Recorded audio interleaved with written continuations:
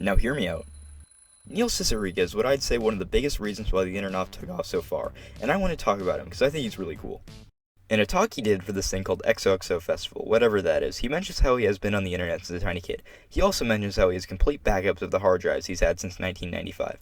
While he has been putting stuff out since then, there aren't many good archives of them, and I don't want to give them much attention because, honestly, I just don't have too much interest in them, although I do find them really cool.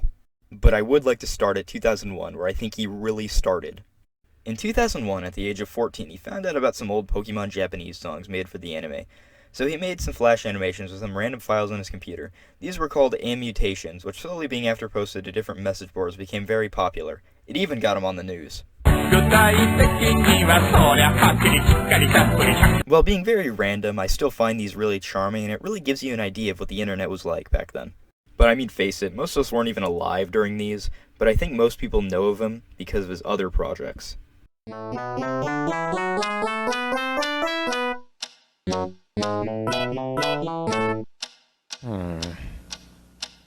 What is that mysterious ticking noise?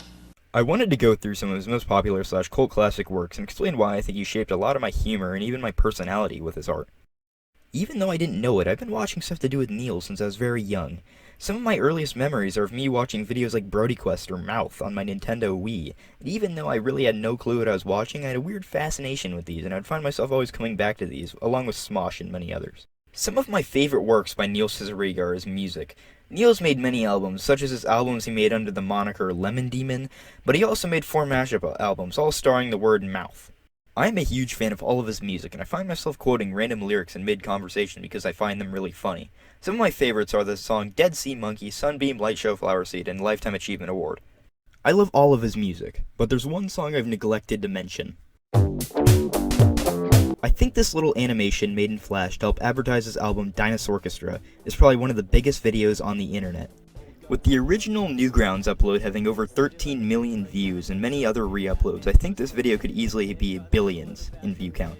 While it's really hard to put my finger on why I find this song and animation very appealing, my theory is the kind of darkness that goes along with a seemingly innocent video. Like how in the end of the song and animation you see a bloody Mr. Rogers who is somehow able to kill people like Godzilla, Batman, etc. Another video made by Neil Cicierega that I have a weird interest in that I can't 100% explain, but I think it's for the same reasons as the Ultimate Showdown of Ultimate Destiny. This one being his previously mentioned song, Brody Quest. This video, which kind of reminds me of one of Neil's old Ammutations, but stars the actor Adrian Brody waking up and going through a stroll, but gradually gets darker with Adrian Brody slowly taking over the world in the guitar riff segment. I could list many different cases of Neil's darker humor in his projects, and that really isn't the only reason why I'm a big fan of his works, but I think those are the main reasons why those videos stuck to me and I haven't forgotten them after years of first hearing them. I've tried making similar things to Neil's work, like when I mashed a Sonic Generations song and Rap God together, and even though it didn't sound very good, I still had a lot of fun working on it, and I'm currently working on my own in-spirit version of a Mouth album, so stay updated for that, as I promise I am working on it and it will hopefully come out soon.